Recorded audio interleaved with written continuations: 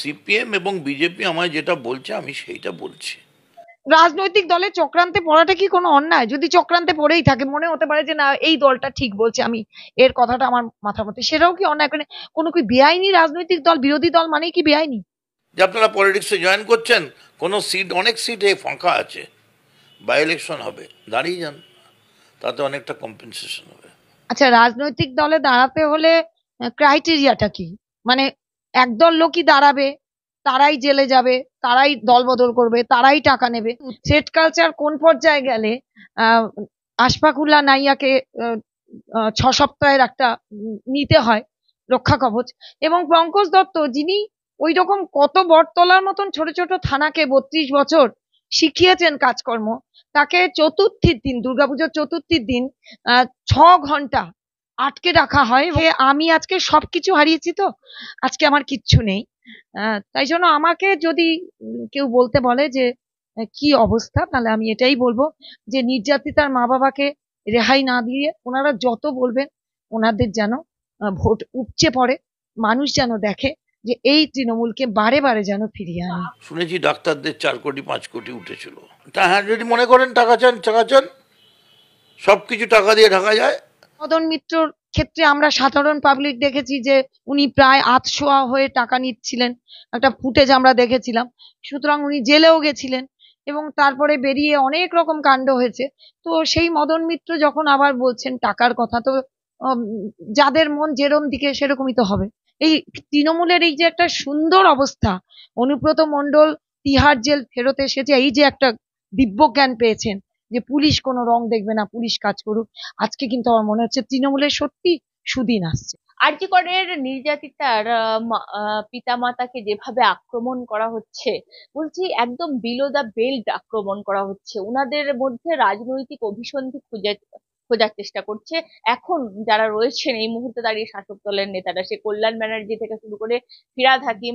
মদন মিত্রের মন্তব্য তো আজকে সীমা ছাড়িয়ে গেছে। আমার সঙ্গেই রয়েছেন পঙ্কজ দত্তের স্ত্রী ইন্দ্রাণী দত্ত। কারণ আমরা জানি আরজি করের যদি দুজন, এই মুহূর্তে দাঁড়িয়ে দুজন শহীদ বলা চলে, কার্যত পঙ্কজ দত্ত আপনারা জানেন কিভাবে অত্যাচারিত হয়েছিল, সেটা তো বঙ্গ টিভি সাক্ষী রয়েছে। আমার সঙ্গে রয়েছেন ইন্দ্রাণী দত্ত, কথা বলবো। বলছি ম্যাডাম, এই যে নির্যাতিতার পরিবারকে আক্রমণ করা হচ্ছে বেনজির ভাবে, বেলাগাম ভাবে, তাদের মধ্যেও রাজনীতি খুঁজে বার করার চেষ্টা করা হচ্ছে। না, তৃণমূলের যে নেতাদের আমরা দেখতে পাচ্ছি, তারা কিন্তু হয় তাদের আমরা ক্যামেরার সামনে টাকা নিতে দেখেছি, না হলে জেল খাটতে দেখেছি। কোনো স্বাধীনতা সংগ্রামের জন্য জেল খেটেছেন তা কিন্তু না। তাদের এক একদিন আমার সাধারণ মানুষ হিসেবে মনে হয়েছে ডিউটি বাটা হচ্ছে, ডিউটি চার্ট থাকে না, যে আজকে আপনি বলবেন, আজকে তুমি বলবে, তারপরের দিন তুমি বলবে, একদিনে কিন্তু সবাই বলছেন না। এবং অবাক লাগছে যে দুজন ভিকটিম বাবা মা, তাদের কথার এত মূল্য, যে এত বড় একটা শাসক দল যারা নিরঙ্কুশ সংখ্যাগরিষ্ঠভাবে তিনবার জিতে এসছে, তার মুখ্যমন্ত্রীকে যখন তার দলের এমএলএরা মা শারদার সঙ্গে তুলনা করেছিলেন, তখন কিন্তু তাদের খুব ভালো লেগেছিল, একবারও সেটা প্রতিবাদ করেননি। কিন্তু আহ একজন আহ এইরকম ঘটনার মা বাবা, তারা যখন হতাশ হয়ে সমস্ত জায়গা থেকে আশ্রয় প্রায় নেই তাদের, তখন তারা সাধারণভাবে একটা পদত্যাগ দাবি করেছেন, যে মুখ্যমন্ত্রী, পুলিশ মন্ত্রী, আবার স্বাস্থ্যমন্ত্রী। এবং আরজি কর কেসে আমরা জানি পুলিশ এবং স্বাস্থ্য দপ্তর ভালোভাবে জড়িয়ে গেছে, এবং মুখ্যমন্ত্রী নিজে একজন মুখ্যমন্ত্রী, তিনি পুলিশ মন্ত্রী, তিনি স্বাস্থ্যমন্ত্রী। তারপরে একজন সাধারণ ভোটারেরও তো দাবি থাকে যে আমি ভোট দিতে যাচ্ছি, এই মুখ্যমন্ত্রী থাকবে কি মুখ্যমন্ত্রী থাকবে না। ফিরহাদ হাকিম বলছে উনাদের কোনো এখতিয়ার নেই এইভাবে মন্তব্য করার, আর রাজনৈতিক মন্তব্য করছেন উনারা। উনাদের ভোটে মমতা বন্দ্যোপাধ্যায় জিতে আসেনি, উনাদের মনে রাখা উচিত উনাদের ভোটে মমতা বন্দ্যোপাধ্যায় চেয়ারে বসেনি। না, মুখ্যমন্ত্রী যখন হয়ে যান তখন যারা ভোট দেন না তাদের ভোটেও কিন্তু মুখ্যমন্ত্রী থাকেন। উনারা কিন্তু তৃণমূল নেত্রীকে অ্যাটাক করেননি। মুখ্যমন্ত্রী যখন হন তখন কিছু লোক তো মুখ্যমন্ত্রীকে ভোট দেন না, তাদেরও তো তিনি মুখ্যমন্ত্রী। মুখ্যমন্ত্রী তো শপথ নিয়ে আসেন যে যে আমায় ভোট দিয়েছে তাকেও আমি দেখবো, যে ভোট দেয়নি তাকেও আমি দেখবো। তাহলে যদি আমরা একটা রাজনৈতিক মতাদর্শ বিশ্বাস করি বলে প্রত্যেকটা ভোটার পায়ে চটি গলিয়ে ভোট দিই, তো ভোট দেওয়ার পর আমরা হয়তো মমতা ব্যানার্জিকেই ভোট দিয়ে এনেছি, তারপরে তার কার্যকারণ দেখে আমাদের মনে হচ্ছে যে না, এখন ওনার পদত্যাগ করা উচিত, সেটাও একটা রাজনৈতিক মত। তা তাতে একজন দুজন সাধারণ মানুষ যারা ভিকটিম, তাদের কথাটার এত মূল্য যে শাসক দলের নেতা মন্ত্রী যারা জেলে গেছেন, যাদের আমরা টাকা নিতে দেখেছি, তাদের ডিউটি চার্টের মতন প্রত্যেকদিন দেখা যাচ্ছে আজকে একজন, তারপরে একজন বলছেন। হ্যাঁ, মানে মানে মদন মিত্রর ক্ষেত্রে আমরা সাধারণ পাবলিক দেখেছি যে উনি প্রায় আধশোয়া হয়ে টাকা নিচ্ছিলেন, একটা ফুটেজ আমরা দেখেছিলাম। সুতরাং উনি জেলেও গেছিলেন এবং তারপরে বেরিয়ে অনেক রকম কাণ্ড হয়েছে। তো সেই মদন মিত্র যখন আবার বলছেন টাকার কথা, তো উম, যাদের মন যেরম দিকে সেরকমই তো হবে। না, এই কথাগুলোর উত্তর দিতেও তো আমাদের রুচিতে বাধে, কিন্তু একটা কথা মনে রাখতে হবে যে হ্যাঁ, তো সেটা উনি যত বলবেন তত কিন্তু কোটি কোটি লোক যারা আমরা এই আরজিকর কাণ্ডের পর দেখেছি যে এইরকম একটা মানসিকতার অবস্থা, যে আমরা সবাই দুর্গাপুজো বলে কিছু ছিল না, সবাই হাঁটছিলাম, তাদের প্রত্যেকের মনের কথা মনে হয় বলে দিয়েছেন, যার জন্য এই অবস্থা। কিন্তু একটা কথা রোজিনা, আমার মনে হচ্ছে যে থ্রেট কালচার আমরা আরজিকরের ক্ষেত্রে শুনেছিলাম, সেই থ্রেট কালচারেরই কি একটা এক্সটেন্ডেড ফর্ম চলছে? কারণ থ্রেট কালচারের জন্য আমরা দেখছি নারায়ণ গোস্বামীদের কিছু হচ্ছে না, শুধু দলীয় একটা শৃঙ্খলা ভঙ্গের মধ্যেই আছেন, সেখানে কোনো এফআইআর হয় না। কিন্তু থ্রেট কালচার কোন পর্যায়ে গেলে আহ আশফাকুল্লাহ নাইয়াকে 6 সপ্তাহের একটা নিতে হয় রক্ষা কবচ, এবং পঙ্কজ দত্ত যিনি ওই রকম কত বটতলার মতন ছোট ছোট থানাকে 32 বছর শিখিয়েছেন কাজকর্ম, তাকে চতুর্থীর দিন, দুর্গাপুজোর চতুর্থীর দিন 6 ঘন্টা আটকে রাখা হয়, এবং তারপরে সেই জায়গাটা স্যানিটাইজ না করে তোমার টিভি দেখিয়েছে যে কিভাবে তার মানসিক কষ্টের সাক্ষী আমি নিজে। 17 দিন আমি তার মানসিক কষ্টটা দেখেছিলাম, এবং তারপরে তো সবাই জানে কি হয়েছে। এবং তুমিই বলেছিলে ওনার যেদিন শ্রদ্ধার্ঘ হয় যে ওই ছবি করে দেবো, পঙ্কজ দত্ত করে দেবো। তো আজকে এই ছবির ভয়ে থ্রেট কালচার একটা, যে এই থ্রেটটাও কি একটা দেওয়া হচ্ছে যে ওই নিরীহ বাবা মাকে ভয়ে ঘরে ঢুকিয়ে দেওয়ার জন্য, যারা সব হারিয়েছেন। আমি বলছি ম্যাডাম, আমি একটা কথা বলছি, মিজাজ তার মা বাবা আজকে বলেছেন কেন আমাদের বাড়িতে পুলিশ দিয়ে রেখেছে, কেন, কি ব্যাপার আমরা কিছুই জানি না, পুলিশ আমাদের সাথে কথাও বলে না, পুলিশ বাইরে গেটে দাঁড়িয়ে থাকে, তারা দেখে কে আসছে কে যাচ্ছে, কার সাথে আমরা কথাবার্তা বলছি। আমি বলছি এই যে পুলিশ ওনাদের গেটের বাইরে রয়েছে, আমি বলছি মা বাবাকে বলছে কোন রাজনৈতিক দলে দাঁড়াবে নাকি, উপনির্বাচনে কোনো আসন আছে নাকি? আচ্ছা, রাজনৈতিক দলে দাঁড়াতে হলে ক্রাইটেরিয়াটা কি? মানে একদল লোকই দাঁড়াবে, তারাই জেলে যাবে, তারাই দল বদল করবে, তারাই টাকা নেবে, মানে রাজনৈতিক দলে দাঁড়াতে হলে কি লাগে? কেউ যদি দাঁড়াতে চান সেটা দাঁড়াতেই পারেন। সেটা নিয়ে আবার মানে একটা ক্যাটেগরি আছে নাকি যে এরা রাজনীতি দাঁড়াবে বা এরা রাজনীতি করবে আর কেউ করবে না? যদি ওনারা মনে করেন দাঁড়াবেন, উপনির্বাচন কেন, যে কোনো নির্বাচন একটা আচ্ছা, সেই হারাটা কি ওনারাই নির্ধারণ করেন? জেতা হারাটা, জেতা হারাটা তো পাবলিক নির্ধারণ করে। তাহলে এখন থেকে ওনারা জ্যোতিষীর মতন বলছেন কি করে যে দাঁড়ালেই হারবে? মানে আমি বলছি, রাজনীতিটা কি শুধু এই রাজনৈতিক ভেখধারীদের জন্য? আমি তো সেই প্রশ্নটাই করলাম যে এই রাজনীতি করার জন্য ক্রাইটেরিয়াটা কি? মানে ভোটে দাঁড়িয়ে রাজনীতিও করা যায়, আবার অন্যভাবেও রাজনীতি করা যায়। আমি ভোট দিয়েও কিন্তু রাজনীতি করছি, চুপি চুপি ভোটটা দিচ্ছি। কিন্তু যেটা আমি আজকে, তুমি জিজ্ঞেস করোনি সেটা আমি বলবোই। কারণ হ্যাঁ, অনুব্রত মণ্ডলের সিউড়ি কাণ্ডে একটা বাইট দেখলাম। আমি যেহেতু পুলিশের ঘর করেছি অনেকদিন, সত্যিকারের তিহার জেলটা কারেকশনাল হোম। কিরণ বেদি ওটার জন্য পুরস্কারও পেয়েছিলেন বোধহয় ম্যাক্সেসে। কারেকশন হয়েছে, কারণ অনুব্রত মণ্ডল বলছেন যে রাজনীতির রং দেখা হবে না, পুলিশ যেন ঠিক মতন কাজ করে। যে অনুব্রত মণ্ডল কিন্তু বলেছিলেন যে বোম মেরে উড়িয়ে দাও পুলিশকে ঘড়ি ধরে। এটা আমার আজকে মনে হলো যে আমার স্বামী এইটা দেখে যেতে পারলেন না, উনি খুব দুঃখ পেতেন যে ওই ডিএসপি না কালকে ঘড়ি ধরে বলেছিলেন যে এতটার মধ্যে যদি ঠিক করান জ্বালিয়ে পুড়িয়ে দেবো।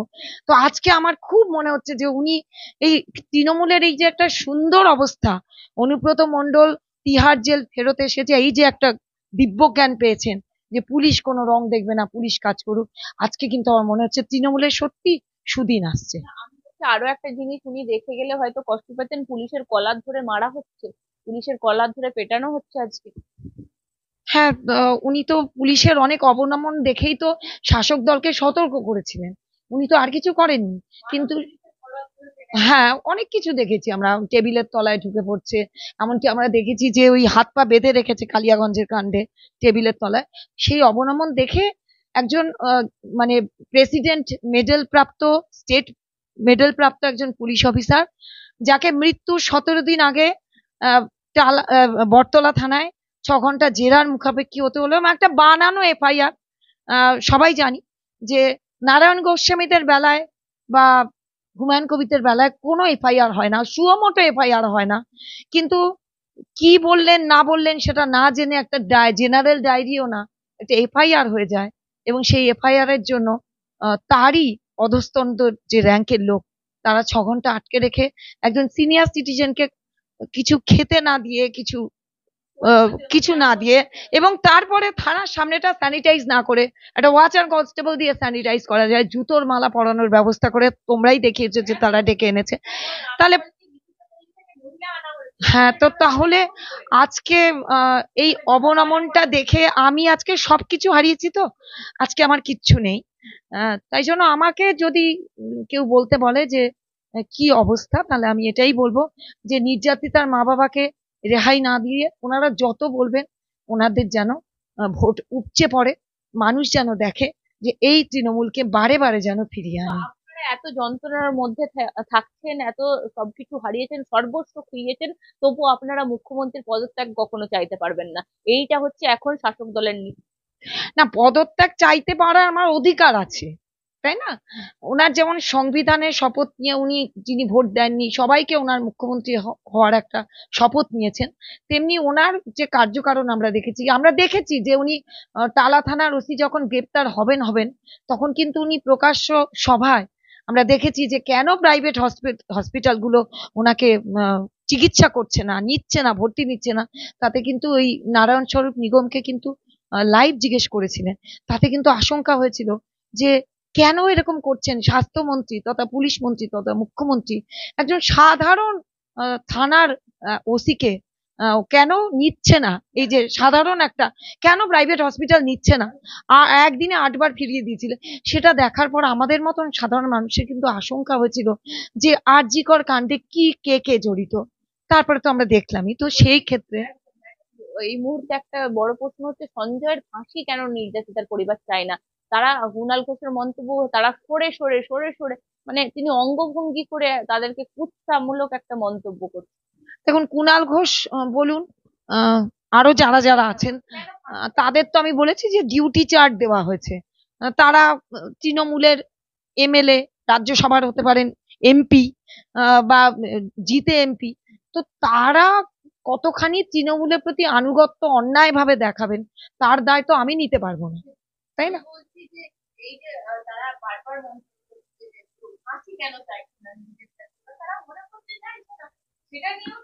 না, একমাত্র সিবিআই বলুন, কলকাতা পুলিশ বলুন, একই রকমের আমরা রেজাল্ট পাচ্ছি, যেটা থেকে আমরা হতাশ যে একমাত্র সিসিটিভি ফুটেজে তাকেই কেন দেখা যাচ্ছে, আরো অনেককে দেখা গেছিল, কিন্তু তাদের নিয়ে কিছু হচ্ছে না। পরবর্তীকালে যে ওই পিও ভাঙা চোরা কিছুই হচ্ছে না। কবে সাপ্লিমেন্টারি চার্জশিট, তার জন্য একজন মাত্র, তার জন্য উঠে পড়ে লেগেছে যেমনি সিবিআই তেমনি রাজ্য পুলিশ, কলকাতা পুলিশ। তো সেক্ষেত্রে আমাদের সাধারণ মানুষদের তো মনে হতেই পারে, এবং নির্যাতিতার মা বাবা যাদের সব হারিয়েছে তাদের তো মনে হতেই পারে। এবং ম্যাডাম, আপনিও হেঁটেছেন, আমি বলছি এতদিন তো হাঁটলেন, যে আসল দোষী, আসল খুনির ফাঁসি চাই, তাহলে তার যখন ফাঁসি দিতে চাইছে তখন আবার ফাঁসি রদ করছেন কেন?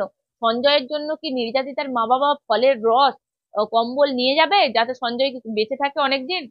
আসল খুনিটা কে সেটাই তো বোঝা গেল না। আমরা কলকাতা পুলিশের মতন ধরেছে, আমরা বুঝবো কি করে যে আসল খুনি, যেখানে এত কিছু গন্ডগোল আমরা দেখতে পাচ্ছি, যেখানে পোস্টমর্টেমটাই গন্ডগোল। তো সেখানে আমরা কি করে বুঝবো যে এই আসল খুনি? এবং একমাত্র প্রত্যক্ষদর্শী যদি সঞ্জয় রায় থেকে থাকে, তাকে তো মুখে কুলুপ দিয়ে রেখে দেওয়া হয়েছে, তাকে বাঁচিয়ে না রাখলে আমরা বুঝবো কি করে যে আর কে কে জড়িত ছিল?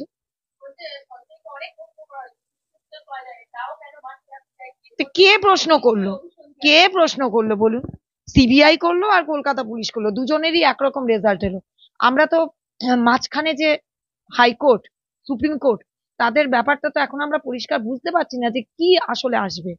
আমরা সত্যিকারেরই আরজিকর কাণ্ডে আমরা মনে করেছি যে একটা বিরাট ঘোটালা আছে, শুধুমাত্র একটা রেপ অ্যান্ড মার্ডার না। এবং আখতার আলী, যিনি ডেপুটি সুপার ছিলেন, তার বয়ানের ভিত্তিতে আমরা এখনো, তার জীবনও প্রাণ সংশয়ের ব্যাপার আছে, তিনি নিজেই বলেছেন। তো এই সমস্ত ব্যাপারগুলো দেখে আমাদের মনে হচ্ছে যে খুব তাড়াতাড়ি করা হচ্ছে।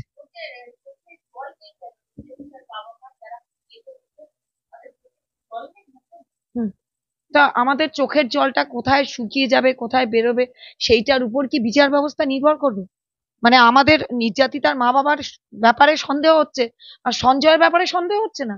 নির্যাতিতার মা বাবা জেনুইন কিনা তাদের মেয়ের ব্যাপারে, সেটাই সন্দেহ করা যাবে, যে তারা টিভি দেখলেই কাঁদবে, তাদের কান্না শুকিয়ে যেতে পারে, তাতে কি এসে যায়? হ্যাঁ, হ্যাঁ। তারা কি চাইছে তো তারা রোজ বলছে, তারা কি চাইছে তো তারা রোজ বলছে। তা তো তদন্ত হোক, তারা তো বলছে যে আমাদের সবকিছু তদন্ত হোক।